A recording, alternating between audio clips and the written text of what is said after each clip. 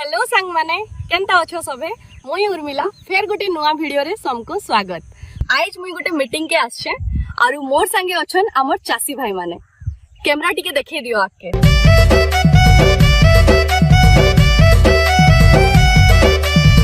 जुहार आज्ञा माने मुई भूलक्ष्मी सीड्स नु आछे। केनता अछन सबे पल्हा रुआरुई सब सारले न किनी? हाँ सरला न निनी भूलक्ष्मी सीड्स रो धान चाष करी करी आमे बहुत खुश अछु। तो आज्ञा माने आज मुई आपण मान को भूलक्ष्मी सीड्स रो गुटे नुआ धान बिहन विषय रे कहबार के आछे।